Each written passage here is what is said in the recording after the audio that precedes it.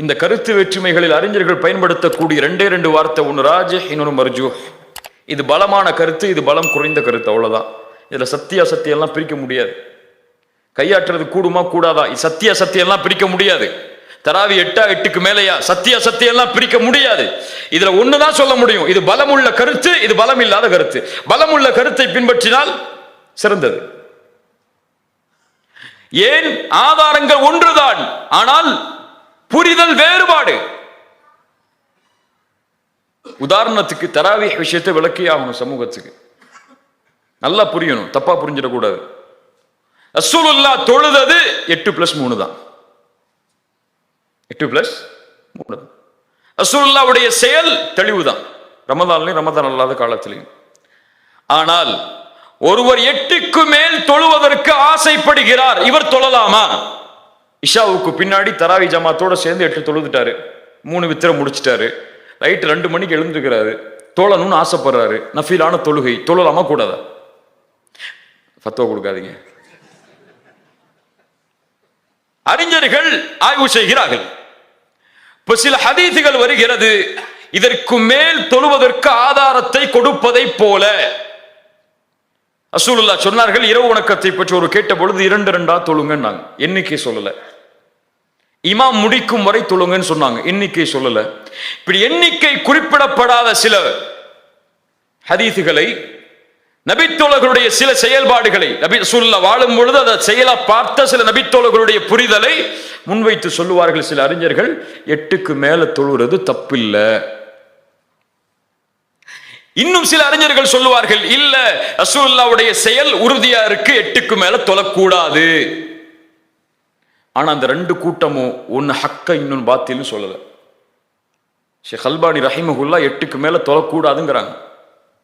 ஆனா ஷேக் உதைமின் ரஹிமஹுல்லாஹ், ஷேக் இப்னு பாஸ், இன்னும் இந்த சமூகத்தில் வந்த பெரும்பான்மையான அறிஞர்கள் எல்லாரும் சொல்றாங்க 8க்கு மேல தொழலாம் சொல்லி. ஒருவருக்கு 8+3 தொழுறதுதான் சிறந்ததா தெரியுதுன்னு சொன்னா தொழுங்க, தப்பு இல்லை. அதுதான் சுன்னாவுக்கு நெருக்கமானதுன்னு ஷேக் அல்பானி சொல்றாங்களா, ஏற்றுக்கொள்ளுங்க. ஆனால் உங்களுடைய புரிதல் இப்படி இருக்கும் என்பதற்காக 8க்கு மேல தொழக்கூடிய ஒருவரை வழிகேடுன்னு சொல்றதுக்கு உங்களுக்கு உரிமை கிடையாது. ஏன்? அந்த கருத்து வந்தது ஹதீஸில் இருந்து, ஹதீஸ் இல்லாம இல்ல. அந்த புரிதல் வந்தது ஆதாரங்களில் இருந்து. எனக்கு அந்த ஆதாரம் இப்படி புரியலையேன்னு சொன்னா அது உன் புரிதல், அவ்வளவுதான். அந்த ஆலிமுக்கு அந்த ஆதாரம் புரிஞ்சிருக்குன்னா அது அவர்களுடைய புரிதல், அவ்வளவுதான். இதுல பலம் உள்ளதா நீ எடுத்துக்கொண்டது உனக்கு பலம் உள்ளது, அவர்களுக்கு பலம் உள்ளதா எடுத்துக்கொண்டது அவர்களுக்கு பலம் உள்ளது. இதுல மறுமை வரைக்கும் யாரும் தீர்ப்பு சொல்ல முடியாது. எந்த ஆலிமும் இதுல தீர்ப்பு சொல்லல, இன்னைக்குள்ள தாயிகளை தவிர. இன்னைக்குள்ள ஆலிம்களை தவிர நான் சொல்லல, இன்னைக்குள்ள தாயிகளை தவிர, அழைப்பாளர்களை தவிர. நீ முஸ்லிம் சமூகத்தை இந்த மாதிரி விஷயத்தில் எல்லாம் இதான் சத்தியம், இதான் சத்தியம், இதான் சத்தியம், மத்தெல்லாம் அசத்தியம், அவங்களோட பேசாதீங்க, சலாம் சொல்லாதீங்க, முகத்தை காட்டினா கூட திருப்பி போயிருங்க, பிதஅத்வாதிகளை புறக்கணிக்கிற மாதிரி அவங்களை புறக்கணிக்கன்னு சொல்லி இந்த சமூகத்துக்கு சொல்லி சொல்லி சொல்லி வளர்க்கப்பட்டு மாற்று மத சகோதரனுக்கு பள்ளியில் நுழைய அனுமதி உண்டு, 8 தொழக்கூடியவனுக்கு பள்ளியில் நுழைய அனுமதி கிடையாது. மேலையா மேலையா ரமதானுக்கு மட்டும் தொப்பி போடக்கூடியவருக்கு அனுமதி உண்டு, ரமதான்ல தொப்பி போடாம ஒரு பள்ளியில போய் தொழுது அனுமதி கிடையாது. போர்டு வச்சிருக்கீங்களா இல்லையா? வச்சிருக்கீங்களா இல்லையா? யாரோ எந்த வழிமுறை இது? இப்போ கற்றுக் கொடுக்கப்பட்ட கல்வி மறைக்கப்பட்டு இருக்கிறது. இது வேண்டுமென்று மறைக்கப்பட்டதா அது தன்னுடைய கருத்தை நிலைநாட்டுவதற்காக மறைக்கப்பட்டதா அல்லாஹ் அறிந்தவன். ஆனா இந்த ஒரு செய்தியை மக்கள் மத்தியில போய் சேர்க்கல. அடுத்த தலைமுறைக்கு இந்த தலைமுறை இப்படி பிரிஞ்சிட்டு நிக்குதோ அப்படிதான் அடுத்த தலைமுறை பிரிஞ்சிட்டு நிற்கும். இது பிரியப்பட வேண்டிய விஷயம் அல்ல. ஒன்று சேர்வதற்கு 1000 காரணங்கள் உண்டு, இதுவெல்லாம் பிரியறதுக்கு காரணம் இல்லை. உங்கள் வழியில சரின்னு தெரியுதா, அந்த இல்ம அவருக்கு சொல்லுங்க, தப்பு இல்லை, அழைக்காதீங்கன்னு சொல்லல. ஆனா அது சத்தியம், இது அசத்தியம் முடிவு செய்யறதுக்கு இது இல்ல விஷயம். இது ஹக்கு பாத்தில பிரிக்கிற விஷயம் இல்ல, இது புரிதல்களை பிரிக்கக்கூடிய விஷயம். நீங்க சொல்லக்கூடிய 8க்கு மேல தொழக்கூடாதுங்கிற கருத்து, இப்ப என்ன கேட்பீங்க, ஏன் கருத்து என்னன்னு கேட்பீங்க. பல பேர் நினைப்பீங்க இவர் எப்படி தொழுவாருன்னு சொல்லி. அது இல்லைங்க முக்கியம். அப்படி 8க்கு மேல தொழலாங்கிற கருத்துல பெரும்பான்மையான உலமாக்கள் உண்டு. அப்ப நீங்க அதில் உள்ளவர்கள் எல்லாம் வழிகேடு என்றால் இவர்கள் எல்லாம் யார் சொல்லக்கூடாது. கண்ணியத்தை பேணணும், இந்த மாதிரி விஷயங்கள்ல மதிப்பை பேணணும். அது உலமாக்கள் மத்தியில பின்னாடி நான் சொல்லுவேன், அது உங்களுக்கு புரியும் இன்ஷா அல்லாஹ். இப்படிதான் எல்லா விஷயத்திலையும் சஹாபாக்கள் காலம் முதற்கொண்டு உலக பிறையா ஊர் பிறையா கருத்து வேறுபாடு இருந்துச்சு. இன்னைக்கு இல்ல, இன்னைக்கு ஆரம்பிச்ச விளக்கம் இல்ல. தமிழ்நாட்டுக்கு புதுசு, 10 வருஷம் முன்னாடி வந்தது. நாங்க எல்லாம் ஒரு பெருநாள் தானே தொழுதுட்டு இருந்தோம் 10 வருஷம் முன்னாடி. இப்பதானே 4 பெருநாள் தொழுறோம் சொல்லி நம்ம இப்ப சொல்றோம். ஆனா 10 வருஷத்துக்கு முன்னாடி அரபு உலகத்திலே சாதாரணம். அவ்வளவு உலமாக்கள் இதை பிரிஞ்சிருந்தாங்க, சஹாபாக்கள் பிரிஞ்சிருந்தாங்க இந்த கருத்துல. இது சத்தியம் வழிகேடுன்னு பிரிக்கல, இதனால சமூகம் பிளந்து கிடக்குன்னு சொல்லல. அது ஒரு புரிதலா பார்த்தாங்க. ஆதாரங்களை புரிந்து கொள்றது, 2 பேருக்கு ஒரே அதிகத்தான ஆதாரம். பிறையை பார்த்து நோம்புவீங்க, எந்த பிறையை பார்க்கறது? புரிதல வரக்கூடிய வேறுபாடு இது வரத்தான் செய்யும். இப்படி எல்லா மசாலாவுடைய விஷயத்திலும் கருத்து வேற்றுமை வரும். எல்லா கருத்தையும் ஒன்னாக்கணும் நினைச்சா அது முடியாது. ஒன்னாக்கலாம், என் ஜமாத்து தான் சொர்க்கத்துக்கு போகணும்னு சொன்னா ஒன்னாக்கலாம். இல்ல ஒருத்தர் வழிகேடன் நிரூபிக்காம ஒன்னாக்க முடியாது. அல்லாஹ் ரப்புல் ஆலமீன் நமக்கு புரியக்கூடிய ஆற்றலை தருவானாக. இல்முக்கு ஆதாரங்கள் மட்டும் போதாது, ஒரு சத்தியத்தை நிலைநாட்டுவதற்கு ஆதாரங்கள் மட்டும் போதாது, புரிதல் தேவை. அதனாலதான் அல்லாஹ் ரப்புல் ஆலமீன் இடத்தில் இப்னு தய்மிய்யா ரஹிமஹுல்லாஹ் கேட்பார்கள், யா முஅல்லிம தாவூத் அல்லிம்னி யா முஃபஹிம சுலைமான் ஃபஹிம்னி. தாவூதுக்கு இல்மை கற்றுக் கொடுத்தவனே இல்மை தா. சுலைமானுக்கு புரிய வைத்தவனே, சுலைமான் நபிக்கு புரிய வைத்தவனே எனக்கு புரிய வை. அல்லாஹ் நாடியவர்களுக்கு அந்த புரிதலை தருவான். எல்லாத்துக்கும் அந்த புரிதல் கிடைச்சிடாது, சரியான புரிதல் அல்லாஹ் நாடியவர்களுக்கு கொடுப்பான். அது பலமிக்கதா கூட இருக்கலாம். இப்னு அப்பாஸ் சின்ன வயசு சஹாபி, உமர் ரலியல்லாஹு அன்ஹு சில சஹாபாக்கள் வந்து கம்ப்ளைண்ட் பண்ணாங்க, என்ன நீங்க எப்ப பார்த்தாலும் இப்னு உமர்கிட்ட கேட்டுட்டு இருக்கீங்க, இப்னு அப்பாஸ் கேட்டுட்டு இருக்கீங்க, சின்ன வயசால் எவ்வளவு பெரிய சஹாபாக்கள்லாம் இருக்கிறாங்க, அவங்களுக்கெல்லாம் இல்லாததா இப்னு அப்பாஸுக்கு புரிஞ்சு போச்சு அப்படின்னாங்க. இவர்களுக்கு பாடம் நடத்த வேண்டும் என்று உமர் இப்னு கத்தாப் முடிவெடுத்தார்கள், அழைத்தார்கள் எல்லா நபி தோழர்களையும். என்ன விளக்கம் இந்த சூறாவுக்கு? நாங்க எல்லாரும் சொன்னாங்க, அல்லாஹ்வுடைய வெற்றி வரும் பொழுது அல்லாஹ்வை தௌபா செய்யணும், அல்லாஹ்விடத்துல அல்லாஹ்வை புகழணும் அப்படின்னு சொல்லி சில விளக்கங்களை முன்வைக்கிறாங்க. இப்னு அப்பாஸ் கேட்டாங்க, இப்னு அப்பாஸ் இந்த வசனத்தை நீ இப்படிதான் புரியுறியான்னாங்க. இப்னு அப்பாஸ் சொன்னாங்க, இல்ல நான் இப்படி புரியல. வெற்றி வந்து விட்டது, உதவி வந்து விட்டது என்றால் ரசூலுல்லாஹ்வின் பணி முடிக்கப்பட்டு விட்டது. அல்லாஹ்வை நோக்கி அவர்கள் செல்வதற்கு அவர்களை புகழுமாறும் மன்னிப்பை தேடுமாறும் அவர்களுடைய முடிவை அல்லாஹ் இந்த சூறாவில் சொல்கிறான். இப்னு அப்பாஸ் எப்படி புரிந்தாரோ அப்படித்தான் உமரும் புரிந்திருக்கிறேன் இந்த விஷயத்தை. கருத்துவரோடு படக்கூடிய அந்த சூறாவை புரிந்த சஹாபாக்கள் சுப்ஹானல்லாஹ். புரிதலில் வேறுபடும், அது அல்லாஹ் கொடுக்கின்ற அருள். 2 புரிதலும் சரிதான். ஒன்னு பலமிக்கதா இருக்கலாம், ஒன்னு பலம் இல்லாததா இருக்கலாம். அது முடிவெடுக்க வேண்டிய அல்லாஹ். அதுக்காகத்தான் 2 கூலி 1 கூலி. பலம் மிக்கதுக்கு 2 கூலி, பலம் இல்லாததுக்கு 1 கூலி. தப்பு இல்லை, 1 கூலி கொடுக்கப்படக்கூடிய செயல் அது. அல்லாஹ் ரப்புல் ஆலமீன் புரிதலை தருவானாக. இப்படி கருத்து வேற்றுமை பட்டாலும், என் கருத்து தான் பலமானது என்று ஒருவர் முடிவில் வந்தாலும் அடுத்த கருத்தில் உள்ளவரோடு எப்படி நடந்து கொள்வது தான் இன்னைக்கு கவனிக்க வேண்டிய முக்கியமான பாடம். நான் கையாட்டலாங்கிற முடிவில் இருக்கேன். தொழுகையில் அத்தஹியாத்துல ஒரு சகோதரர் கையாட்டக்கூடாதுங்கிற முடிவில் இருக்காரு. நான் 8 ரக்காத்தான் தொழுன்னு முடிவில் இருக்கேன். ஒரு சகோதரர் 8க்கு மேல தொழுகலாம், 20ன்னு ஃபிக்ஸ் பண்ணி தொழுறது இல்லை, அது வேற. 8க்கு மேல தொழுகலாம் அப்படின்னு சொல்லி ஒரு ஆள் சொல்ற, எத்தனை வேணா தொழுதுக்கலாங்கிறாரு. இவரோட நான் எப்படி நடந்து கொள்ளணும்? அவரோட சலாம் சொல்லக்கூடாதா? அவர் அசத்தியவாதின்னு சொல்லணுமா? அப்படித்தான் அறிஞர்கள் நடந்து கொண்டாங்களா?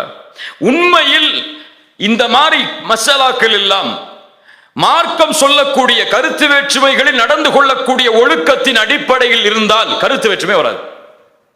வரும், ஆனா ஒழுக்கம் அதில் கடைபிடிக்கப்படும்.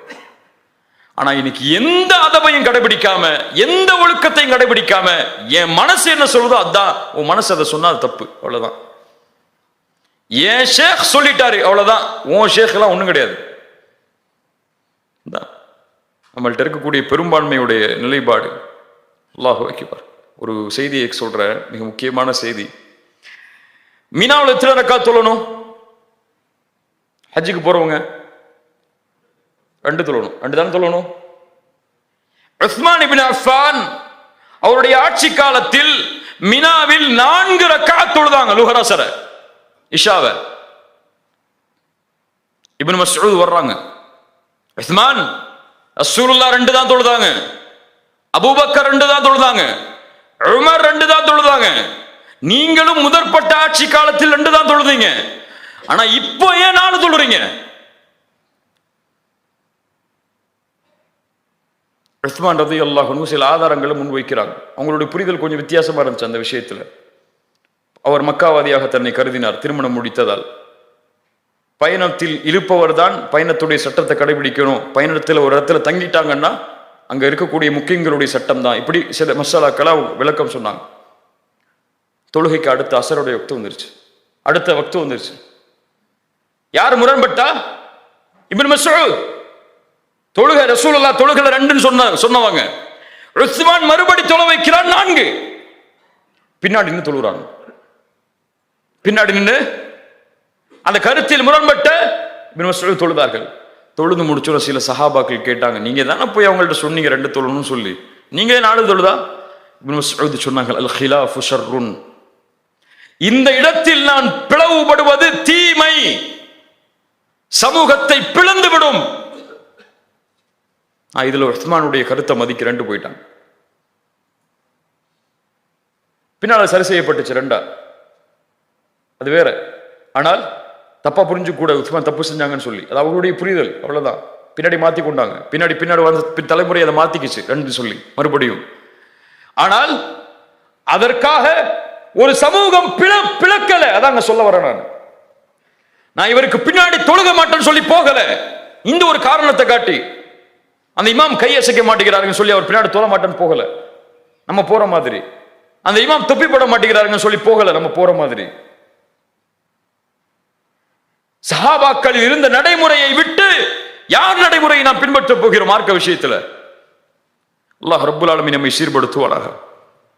இமாம் ஷாஃபிஈ ரஹிமஹுல்லாஹ் சொல்கிறார்கள், ரஅயி ஸவாபுன் யஹ்தமிலுல் ஹதா, என் கருத்து தான் சரி, ஆனால் அது தவறையும் சுமக்கலாம். பிறருடைய கருத்து தவறுதான், அது சரியையும் சுமக்கலாம். நான் தான் ஹக்கு, மத்த யாரும் எல்லாரும் பாத்தில்னு சொல்ல. நான் அபு ஜாஃபர் மன்சூர் என்ற ஒரு ஹலீஃபா இமாம் மாலிக் வராங்க. இமாம் மாலிக், நீங்க சொல்லுங்க, உங்களுடைய சட்டத்தை எல்லாம் நான் ஹிலாஃபத்துல கொண்டு வந்துடுறேன், நாட்டுடைய சட்டமாக்கிறேன்னு சொன்னாங்க. மாலிக் சொன்னாங்க, இல்லை, நபித்தோழர்கள் பல இடங்களில் பரவி விட்டார்கள், அவர்களுக்கு கிடைத்த ஹதீஸுகளை கொண்டு அவர்களின் புரிதலில் தீர்ப்பு கொடுத்து விட்டார்கள், இதில் என் ஒருவரின் கருத்தை நீங்கள் முன்வைத்தால் மக்கள் குழம்பி விடுவார்கள், வேணாம். இன்னைக்கு நான் சொல்றதா ஹக்கு, மற்ற சொல்றதெல்லாம் பாத்தில். அல்லாஹ் ரப்புல் ஆலமீன் நம்மை சீர்படுத்துவானாக. இப்னு அப்பாஸ், ஸைத் இப்னு சாபித் ரலியல்லாஹு அன்ஹுமா 100க்கும் மேற்பட்ட மஸலாக்களில் இருவருக்கும் கருத்து வேற்றுமை உண்டு. ஒரு ஹதீஸை கேட்கறதுக்காக இப்னு அப்பாஸ் ஸைத் இப்னு சாபித்துடைய வீட்டு வாசல்ல மதிய நேரத்துல உறங்குறாங்க. பாலைவன சூட்டுல, அந்த கீழே பாலைவன மண்ணில் வந்த உடனே ஹதீஸை கேட்டுக்கொள்றாங்க. ஸைத் இப்னு சாபித் வாகனத்துல ஏற தயாராகும் போது இருவருக்கும் இடையே 1000 கருத்து 100 கருத்து வேற்றுமைகள் இருந்தாலும் ரசூலுல்லாஹ்வுடைய சாட்சாவின் மகன் அஹ்லு பைத்தை சார்ந்தவர் அந்த குதிரையை கீழே பணிய வச்சு அந்த ஒட்டகத்தை கீழே பணிய வச்சு முன்னாடி நடத்தி கூட்டு போனாங்க. அப்ப சொன்னாங்க, ஸைத் இப்னு சாபித், நீங்க இப்படி என்னோட நடந்து கொள்ளலாமா? நீங்க ரசூலுல்லாஹ்வுடைய குடும்பத்தின் வாரிசு, அஹ்லு பைத்தை சார்ந்தவர், உங்களை நேசிப்பது எங்களின் கடமை, நீங்கள் இப்படி செய்யலாமா? சொன்னார்கள் இப்னு அப்பாஸ், இப்படித்தான் எங்களுடைய ஆலிம்களுக்கு, எங்களுடைய உலமாக்களுக்கும் பெரியவர்களுக்கும் கண்ணியம் கொடுக்க வேண்டும் என்று ரசூலுல்லாஹ் சொன்னார்கள். கருத்து வேற்றுமை இருக்கனால அவர் பயம்லாம் கேட்காதீங்க, போங்கன்னு சொல்லல. நீங்க எப்படி அவர் அதில் கருத்து வேற்றுமை பட்டிருக்காரு, அவர் பயான கேட்காத. இவர் கருத்து வேற்றுமை பட்டிருக்காரு, அவர் பயான கேட்காத. அவருக்கு அந்த புரிதல், அதனால அவர் பயான கேட்காத. இது என்ன முறை? கருத்து வேற்றுமை எல்லாருக்கும் இருக்கும், அதை நீங்கள் புரிந்து கொண்டிருப்பீர்கள். முன்னால் அஹ்மத், இமாம் ஷாஃபிஈ, ரொம்ப முக்கியமான சம்பவம். இமாம் அஹ்மத் யார்? ஷாஃபிஈக்கு முற்றிலுமாக எல்லாவற்றிலும் மாறு செய்யக்கூடியவர், மாறுபட்ட கருத்தில் இருப்பவர். தக்பீர் கட்டுறதுல கூட 2 பேருக்கும் பிரச்சனை இருக்கு, நம்மள்ட்ட இருக்கிற மாதிரி, நம்முடைய உலமாக்கள்கிட்ட இருக்கிற மாதிரி கருத்து வேற்றுமை இருக்கா இல்லையா? அஹ்மத் சொல்லுகிறார், தன்னோடு வரக்கூடிய ஒரு மாணவரிடத்திலே, மக்காவுக்கு போறோம், மக்காவில் ஒரு மனிதர் உண்டு, அந்த மனிதரை போன்று இந்த பூமியில் எவரும் இந்த காலத்தில் இல்லை. ஒரு அறிஞர் இன்னொரு அறிஞரை சொல்கிறார். யார் இமாம் அஹ்மத் சொல்கிறார் என்று நான் பார்க்க சென்றேன். இமாம் ஷாஃபிஈ. நான் தக்பீருக்கு இந்த முடிவு எடுத்திருக்கேன், நீங்க அந்த முடிவு எடுத்திருக்கீங்க, அதனால இமாம் ஷாஃபிட்ட யாரும் பேசாதீங்கன்னு சொன்னாங்களா? சொன்னார்கள். என் மகனே, தன் மகனை பார்த்து சொல்றாங்க முஹம்மத், என் மகனே, நான் ஒருவருக்காக 40 வருடம் என்னுடைய தொழுகையில் துஆ செய்கிறேன். ஒருவருக்காக 40 வருடம் அந்த மனிதனுக்காக நான் தொழுகையில் துஆ செய்ய மறந்ததில்லை. யாரை? இமாம் ஷாஃபிஈ. தன் கருத்துக்கு நேர்கருத்தில் மாற்றமாக இருந்தவர்.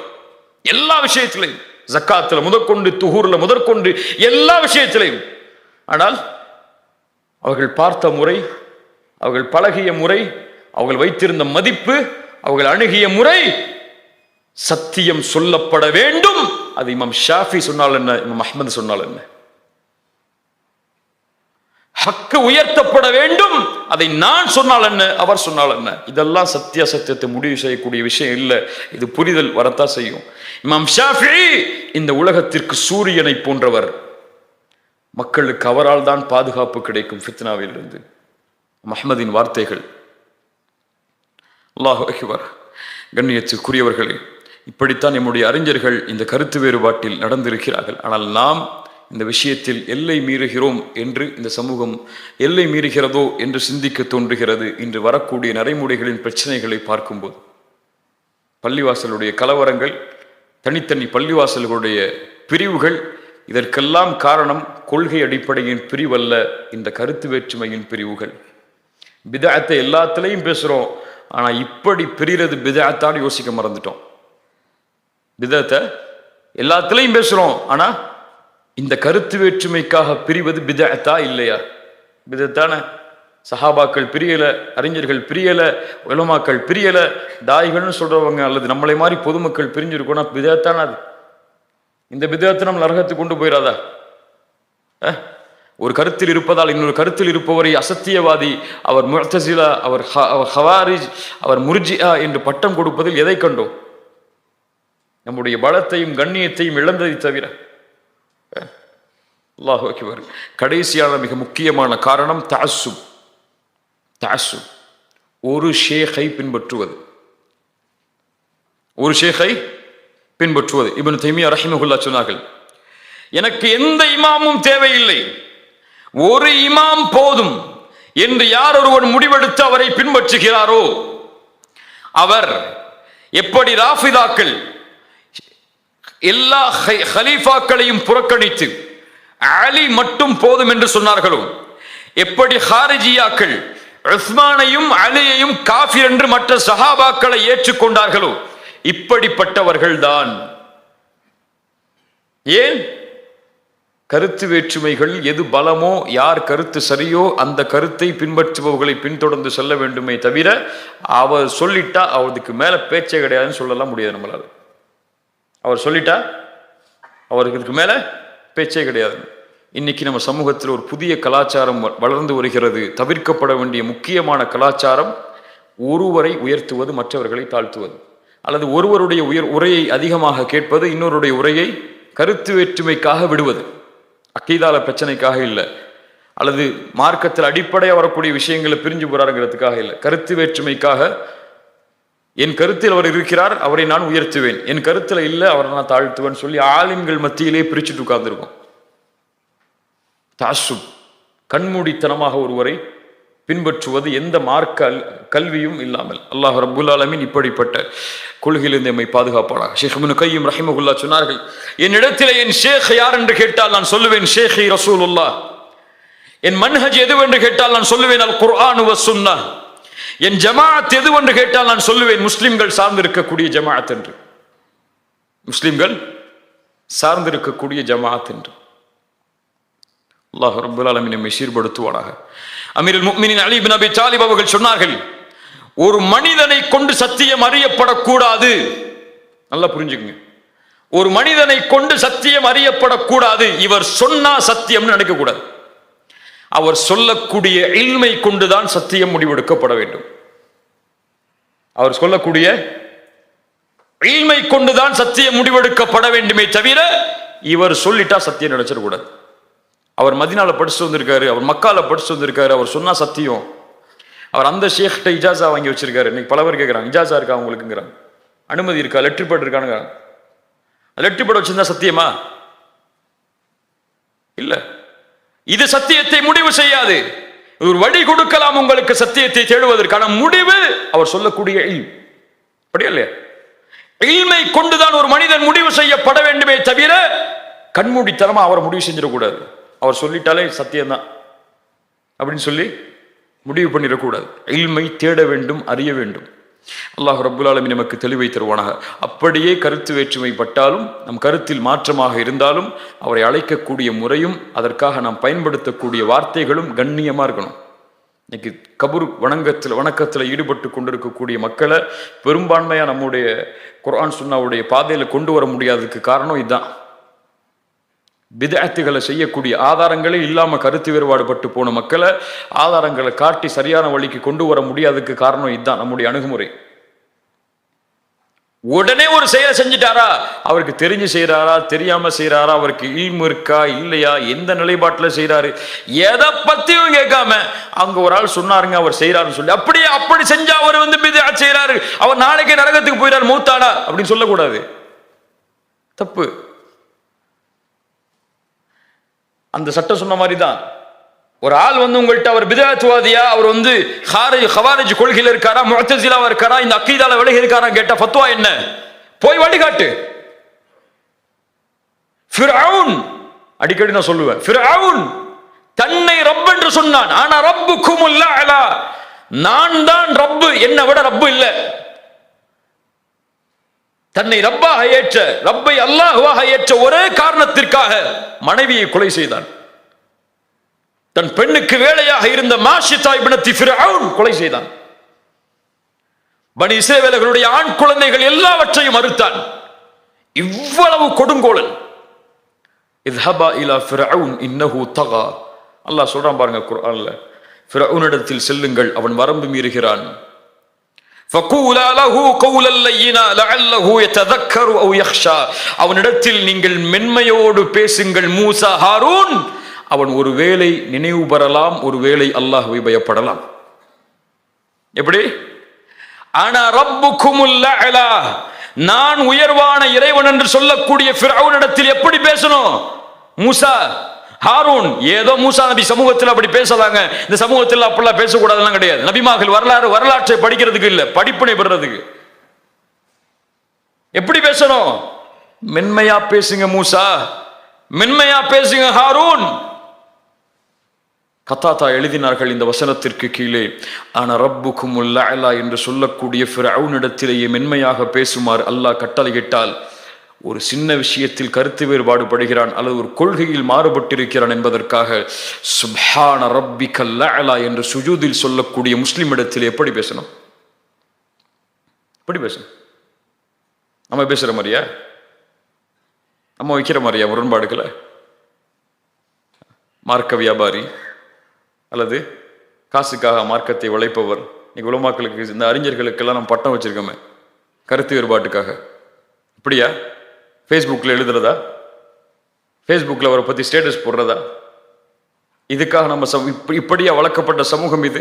இந்த விஷயத்தில் நம்முடைய பலம் என்ன, பலகீனம் என்ன, நம்மை சுத்தி வரக்கூடிய எதிர்ப்புகள் என்ன, நம்மை கண்காணிக்கக்கூடியவர்கள் யார், எதுவுமே தெரியாம இன்னைக்கு பல பேர் தெரியுறாங்க. 4% இந்தியாவில் ஹிலாஃபத்தை கொண்டு வர போதும் கூட்டம் சுத்திட்டு இருக்குத, அந்த மாதிரி எதுவுமே இல்லை. ஆனால் எல்லாரும் காஃபிர், எல்லாரும் முஷ்ரிக், நாங்கள் தான் சத்தியம், எங்க பின்னாடி வாங்க, சத்தியத்தை கொண்டு போயிடும். சுப்ஹானல்லாஹ். ஆலிம்களிடத்தில், அறிஞர்களிடத்தில், தாயிகளிடத்தில், பொதுமக்களிடத்தில், ஒரு விஷயத்தை தெரிஞ்சு செய்வனிடத்தில், தெரியாமல் செய்வனிடத்தில் எப்படி நடந்து கொள்ள வேண்டும் என்ற கல்வி, அதப், ஒழுக்கம் எதுவுமே தெரியல. ஃபேஸ்புக்கில் போனால் ஸ்டேட்டஸ் எழுதணும், ஸ்டேட்டஸுக்கு கமாண்ட் போடணும், விமர்சிக்கணும். இதான் இன்னைக்கு டீ கடையில் உட்கார்ந்து பேசுறதா மார்க்கம்? நமக்குள்ள கருத்து வேற்றுமை நமக்குள்ள பேசப்படக்கூடியதா? இதெல்லாம் ஏன் உங்களுக்கு சொல்றேன்னா நீங்க புரிஞ்சு கொள்ளணும். உலமாக்கள் மத்தியில் இதனாலதான் கருத்து வேற்றுமை வருது, இப்படி ஒரு பிரிவு இருக்கு, இப்படி வரத்தான் செய்யும், நம்ம தெரிஞ்சு கொள்ளணும். தெரிஞ்சு கொள்ளாம சர்வ சாதாரணமா ஒரு ஃபத்வாவை சொல்லிடக்கூடாது. இது மார்க்கம், அமானிதம். ரப்புடைய அமானிதம். நபியே, நான் சொல்லாத விஷயத்தை நீங்கள் இந்த மக்களுக்கு நீங்களாக சொன்னால், நீங்கள் நபியாக இருந்தாலும் உங்கள் நாடி நரம்பு தரிக்கப்படும். மறுமையில இரட்டிப்பு மடங்கு வேதனையை அல்லாஹ் உங்களுக்கு தருவான். நபியை இந்த மார்க்கத்தில் கருத்து சொல்லக்கூடாதுங்க. சொந்த கருத்தை ஆதாரம் இல்லாம, அல்லாஹ்வுடைய வஹி இல்லாம நம்ம யாருங்க சொல்றதுக்கு? நம்ம யார் சொல்றதுக்கு? தீனுடைய அமானிதத்தை நம்முடைய நாவுகள் பேண வேண்டும். 1000 முறை சிந்திக்க வேண்டும் ஒரு விஷயத்தை மார்க்கத்தில் பேசுறதுக்கு. தப்பு இல்லை. நான் பேசிட்டோம் தப்பா, தௌபா செய்யாமல்லாம் மன்னிக்க மாட்டான். தௌபா செய்யாமல்லாம் மன்னிக்க மாட்டான். அல்லாஹ்வுடைய சட்டம் பாதுகாக்கப்படணும். இந்த மாதிரி விஷயங்கள் எல்லாம் களையப்பட்டு ஒரு நேரான பாதையில், ஒழுக்கத்தின் பாதையில், கண்ணியத்தின் பாதையில், பிறர் மதிக்கும் அளவிற்கு வாழக்கூடிய சமூகமாக வளர்க்கப்பட வேண்டிய சமூகம் சின்ன சின்ன பிரச்சனைக்காக, தலைமைத்துவம் என்ற ஒரு பதவிக்காக, அல்லது சின்ன சின்ன குழுக்களா நானும் போகணுங்கிறதுக்காக, நான் முன்னிலைப்படுத்தணுங்கிறதுக்காக, என் கொள்கை மக்கள்கிட்ட போகணுங்கிறதுக்காக, இந்த கருத்து மக்கள் மத்தியில் போய் சேரணுங்கிறதுக்காக தனிநபர்கள் முன்னிலைப்படுத்தப்பட்டு கொள்கை பின்னால் ஆக்கப்படுறதுனால தலைவர்களோட, குழுக்களோட, இயக்கங்களோட தங்களுடைய பணிகளை முடிச்சுட்டு ஒரு ஒன்றுமே இல்லாத சமூகமாக வாழ்ந்துட்டு இருக்கோம். இந்த சமூகம் வஅ்தஸிமு பிஹப்லில்லாஹ் என்ற பாதையில் ஒன்று சேரவில்லை என்றால் இனிமேலும் ஒவ்வொரு நாளும் நமக்கு வரக்கூடிய எதிர்ப்புகளை தாங்க முடியாத சூழ்நிலை அல்லாஹ் ஏற்படுத்தி விடுவான். உணர்ந்து கொள்ளணும். நம்மளை சுற்றி சாதாரண விஷயங்கள் நடக்கலை. நம்ம நடக்கக்கூடியதெல்லாம் எதிர்கால தலைமுறையை அழிக்கக்கூடிய திட்டங்களும், எண்ணங்களும், சிந்தனைகளும். இதெல்லாம் இந்த சமூகம் பார்த்துக்கிட்டு இன்னும் இந்த மாதிரி இருந்தோன்னு சொன்னால் நம்முடைய சமூகத்தை நம்மளே கீழே கொண்டு போகிற மாதிரி தான். கண்ணியத்துக்குரிய அன்பு சகோதரர்களே, சகோதரிகளே, அல்லாஹ்வுக்காக ஒன்று சேருங்கள். குர்ஆன் சுன்னாவில் கொள்கையில் தெளிவு பெறுங்கள். இல்மை பெற்று அறிஞர்கள் முரண்பட்டால் கல்வியோடு அதை அணுகுங்கள். உங்களுடைய சிந்தனைகளால், உங்களுடைய புரிதலால் இப்படித்தான் நான் வளர்ந்தேன், அப்படித்தான் இருப்பேன்னா சொல்லாதீங்க. இல்மை தேடி போங்க, இல்மை தேடுங்க. கண்ணியமான முறையில் இந்த சமூகம் ஒன்று சேருவதற்கு முயற்சி செய்யுங்க. மறுபடியும் சொல்றேன், சத்தியம் சொல்லப்பட வேண்டும். சத்தியம் யார் சொன்னாலும் பரவாயில்லை. அசத்தியம் அழிக்கப்பட வேண்டும். அதற்காக யார் முயற்சித்தாலும் பரவாயில்லை. சத்தியம் உயர்த்தப்படணும், அவ்வளவுதான். ஹக்கு உயர்த்தப்படணும். அதான் அபு உபைதா ரலியல்லாஹு அன்ஹு, ஹாலித் இப்னு வலீத் ரலியல்லாஹு அன்ஹு, அந்த வரலாற்றை படிச்சு பாருங்க, அறிஞர்கள்ட்ட கேட்டு. அபு உபைதா, அபூபக்கர் ரலியல்லாஹு அன்ஹு வந்தவுடன் ஹாலித் இப்னு வலீதை அபு உபைதாவை படைத்தளபதியாக நீக்கிவிட்டு ஹாலிதை வைக்கிறார்கள். உமர் இப்னு கத்தாப் ஹாலிதை நீக்கிவிட்டு வந்தவுடன் அபு உபைதாவை வைத்தார்கள். மாற்றி மாற்றி கடித பரிமாற்றம் வந்துகிட்டே இருக்கு. ஒரு போர் நடைபெற்றுக் கொண்டிருக்குது. அபு உபைதாவுக்கு கடிதம் வருது. ஹாலித் உடனடியாக இந்த படையிலிருந்து நீக்கப்பட்டு, அபு உபைதா நீங்க தலைமைத்துவத்துக்கு போயே ஆகணும். போர் முடிகிற வரைக்கும் அந்த கடிதத்தை அபு உபைதா திறந்து காட்டல யாருக்கும். ஒரு தலைமைத்துவம் தனக்கு கிடைச்சிருக்குன்னு யாருக்கும் திறந்து காட்டல. ஹாலித் மொழி சொன்னாங்க, தவறு செஞ்சிட்டீங்க அபு உபைதா, ஒரு ஹலீஃபாவின் கட்டளையை மீறி விட்டீர்கள். இல்லை ஹாலித் இப்னு வலீத், ஒரு குழப்பம் ஏற்பட்டு விடக்கூடாது. நீங்கள் வழி நடத்தினால் என்ன, நான் வழி நடத்தினால் என்ன? இந்த எண்ணம் வரணும் நமக்கு. எதிர்கால தலைமுறைக்கு வரணும். இந்த தலைமுறை விடுங்க, வழிகாட்டப்படணும். ஆனா எதிர்கால தலைமுறை இந்த சிந்தனையோடு வளரக்கூடாது. இப்னு ஆமிர் அழைக்கப்படுகிறார் எதிரி மன்னரை சந்திப்பதற்காக. எதிரி மன்னர் 2வது முறைக்கு பேச்சுவார்த்தை கூப்பிடுறாங்க. இப்னு ஆமிர் அனுப்புங்கன்னு சொல்லி போறாங்க. 3வது முறைக்கு பேச்சுவார்த்தை கூப்பிடுறாங்க. அமீர் பின் சொல்றாங்க, இப்னு ஆமிர் நீங்க போங்க மறுபடியும் சொல்லி. இப்னு ஆமிர் சொன்னாங்க, இல்லை நான் போக மாட்டேன், இந்த தடவை வேறொரு நபித்தோழரை அனுப்புங்கள், அந்த மன்னன் அறிந்து கொள்ளட்டும் எங்க எல்லாருடைய நோக்கமும் ஒண்ணுதான் சொல்லி அவர் போய் பேசட்டும். இப்படி பிறரை முன்னிறுத்தி தன்னை பின்னாலாக்கி போக வேண்டிய சமூகம், நான் மட்டும் முன்னாடி போறேன், எல்லாம் என் பின்னாடி வாங்க கூப்பிடுது. தப்பு. அல்லாஹ் ரப்புல் ஆலமீன் நம்மை சீர்படுத்துவானாக. அல்லாஹ் நமக்கு இதில் புரிதலை தருவானாக. தவறான புரிதலில் அல்லாஹ் இதிலிருந்து நம்ம நீக்குவானாக. ரொம்ப கஷ்டமான சப்ஜெக்ட் தான். நீங்க புரிஞ்சு கொள்றதுக்கு அர்த்தம் சொல்றேன். இது ஒரு முடிவல்ல, இதான் இதுக்கு மேல ஒண்ணுமே கிடையாதுன்னு இல்லை. ஒரு சின்ன ஒரு விஷயம் அது. ஃபிக்ஹுல் ஹிலாஃப்ல அந்த பாடத்துல ஒரு சின்ன விஷயம் தான் முன்னாடி சொல்லியிருக்கேன். இதுல ஏராளமான விஷயம் இருக்கு. இந்த ஃபிக்ஹை புரிந்து கொள்ளக்கூடிய முறையில அந்த சின்ன விஷயத்தை வச்சிருக்கக்கூடிய நாம் இப்போ எடுத்துட்டு போக வேண்டிய ஒரே ஒரு கல்வியா மட்டும் நான் சொல்றேன். அக்கீதால கருத்து வேற்றுமை வராது. அக்கீதால கருத்து வேற்றுமை வந்தால் சஹாபாக்கள் இந்த நிலைப்பாட்டில் இருந்தாங்கன்னு தெரிஞ்சு கொண்டா போதும். தர்கால போய் தவாஃப் செய்யலாமா அப்படின்னு ஒரு ஆள் வந்து கேட்டா, அபூபக்கர் தவாஃப் செய்யலைங்க எந்த கபரையும், உமர் தவாஃப் செய்யலைங்க எந்த கபரையும், உஸ்மான் தவாஃப் செய்யலைங்க எந்த கபரையும், அலி தவாஃப் செய்யலைங்க எந்த கபரையும், இப்போ நம்ம எப்படிங்க செய்ய முடியும்? தான் பதில். அப்துல் பாசித் சொன்னாரு, முஃப்தி உமர் ஷெரீப் சொன்னாரு, முபாரக் மதனி சொன்னார். இதெல்லாம் வேல்யூ கிடையாது. அக்கீதால இதுக்கெல்லாம் வேல்யூவே கிடையாது. சஹாபாக்கள் முன்னிறுத்தப்பட்டா வேல்யூ, அவ்வளவுதான். தர்கால போய் அவுலியாக்கள்கிட்ட துவா கேட்கலாமா? அபூபக்கர் கேட்கலங்க, உமர் கேட்கலங்க, உஸ்மான் கேட்கலங்க, அலி கேட்கலங்க, நம்ம எப்படிங்க கேட்க முடியும்? இதான் பதில். இப்படி ஒரு சமூகம் வழிகாட்டப்பட்டால் அக்கீதாவில் இந்த சமூகம் நேர்வழி பெறும். இந்த விஷயத்தை எப்படிங்க புரிஞ்சு கொண்டது? அல்லாஹ்வுடைய சிஃபத்தை. அபூபக்கர் கேள்வி கேட்கலங்க, இந்த வசனம் சொல்லப்படும் போது புரிஞ்சு கொண்டாங்க அப்படியே இருக்கிற மாதிரி. உமர் கேள்வி கேட்கலங்க, புரிஞ்சு கொண்டாங்க அந்த மாதிரி. அப்படின்னு நம்மளும் புரிஞ்சு கொள்வாங்கன்னு சொன்னா சத்தியம் இல்லை. அது அல்லாஹ்வுடைய அருள், அல்லாஹ்வுடைய ரஹ்மத், அல்லாஹ் உதவி செய்யறதெல்லாம் அது அல்லாஹ்வுடைய கரம்ங்கிறதெல்லாம் வேற வேற. இப்படிலாம் பேசிட்டு இருந்தா நடக்காது. ரெண்டாவது, கருத்து வேற்றுமை வரும் மார்க்க விஷயத்தில். இப்படி வந்தால் இல்மோட வந்திருந்தா அது கண்ணியமா பார்க்கப்படணும். இதே சொல்லிடுறேன். இல்மு இல்லை, ஆதாரம் இல்லை, அது தெளிவாக புரிஞ்சு கொள்ள வேண்டிய சட்டம், அது மூடலா இல்லை, அதில் எந்த இல்மும் அவருக்கு கொடுக்கப்படலை, அவர் ஒன்று சொல்கிறாருன்னு சொன்னால் ஏற்றுக்கொள்ள வேண்டிய அவசியம் இல்லை. அது அவர் கருத்துன்னு சொல்ல முடியாது. அது ஒரு வழிகேடு தான். அதுவும் ஆதாரம் இல்லாமல் ஒரு ஃபத்வா சொல்கிறாருன்னா அதுவும் வழிகேடு தான். ஆதாரத்தோட பிரிகிறாங்கன்னா தான் பேசிட்டு இருக்கோம். நம்ம ஆதாரத்தோட அதை புரிஞ்சு கொள்றதுல பிரிகிறாங்கன்னா தான் பேசிட்டு இருக்கோம். ஆதாரமே இல்லை, ஒரு ஆள் சொல்றாரு ஃபத்வான்னு சொன்னா அது பிதஅத் தான், அதில் மாற்றுக்கிறது இல்லை. ஆதாரம் இருக்கு, அதில் புரிதல்ல வேறுபாடு இருக்குன்னா தான் சொன்னா அந்த ரெண்டுல எது சரி தப்புன்னு சொல்ல முடியாது. அது ஏற்றுக்கொள்வது பலம் மிக்கது, பலம் குறைந்ததுன்னு சொல்லலாம். ஹக்கு பாத்தில்னு சொல்ல முடியாது. ஆனால் ஆதாரமே இல்லை, ஒருத்தட்ட அவர் சொல்றாருன்னு சொன்ன ஒரு விஷயத்த இதை செய்வோம்னு சொல்லி அது பாத்தில்னு சொல்லுவோம். ஏன்? ரசூலுல்லாஹ் வழிகாட்டல. அது எந்த சஹாபி அதில் கருத்து வேறுபாடு படலை. அது தெளிவாக புரிஞ்சு கொண்டாங்க எல்லாருமே தப்புன்னு சொல்லி. மூணாவது, சகோதரத்துவம். இது நம்ம நிலைமை நமக்கே தெரியும். நம்ம எப்படி இருக்கோம், யாரோட உறவு வச்சுக்கிறோம், யாரோட உறவை துண்டிக்கிறோம், யார் வந்தால் நம்ம முகம் கொடுத்து பேசுகிறோம், யார் வந்தால் முகம் கொடுத்து பேச மாட்டேங்கிறோம். ஒரு ஆள் கொள்கையில் முரண்பட்டு அவரோட எப்படி நடந்து கொள்கிறோம், கருத்து வேறுபாட்டில் முரண்பட்டு அவரோட எப்படி நடந்து கொள்கிறோம், எதுக்காகவெல்லாம் நம்ம ஊரில் பள்ளிவாசலை பிரித்து வச்சுருக்கோம், எதுக்காகவெல்லாம் தனித்தனி ஜமாத்து வச்சுருக்கோம்னு சொல்லி நான் சொல்லி தான் உங்களுக்கு தெரியணும்னு அவசியம் இல்லை. அது உங்களுக்கே தெரியும். அது உங்களுக்கு சரியான பாதையாக இருந்தால் பின்தொடருங்க, தவறான பாதையாக இருந்தால் அந்த தலைவர்களையும் அவர்களையும் நேர்வழியின் பக்கம், ஒற்றுமையின் பக்கம் அழைங்க. அவ்வளோதான். நம்ம முஸ்லீம் சமூகம் இந்த இல்மை தெரிந்து கொள்ளணுங்கிறதா இந்த இல்முடைய நோக்கம். அல்லாஹ் ரப்புல் ஆலமீன் நமக்கு புரிதலை தரணும். அல்லாஹ் இதில் பிழைகள் இருந்தால் அதை மன்னிக்கணும். ஜஸாக்குமுல்லாஹு ஹைரன். இந்த சிறிய அழைப்பை ஏற்றி இவ்வளவு தூரம் வந்ததற்கு அல்லாஹ் உங்களுக்கும் உங்களுடைய குடும்பத்தார்களுக்கும் நிறைவான வாழ்வை இந்த உலகத்திலும் மறுமையிலும் தருவானாக. அல்லாஹ் இங்கே எப்படி அவை ஒன்று கூட்டினானோ அது போன்று அல்லாஹ் இமை ஜன்னத்துல் ஃபிர்தௌஸிலும், அதிலும் குறிப்பாக முஹம்மது ரசூலுல்லாஹ் ஸல்லல்லாஹு அலைஹி வஸல்லம் அவர்களோடும் அவர்களுடைய தோழர்களோடும் அல்லாஹ் இமை ஒன்று கூட்டுவானாக. பாரக்கல்லாஹு ஃபீக்கும். அஸ்ஸலாமு அலைக்கும் வரஹ்மத்துல்லாஹி வபரகாத்துஹு.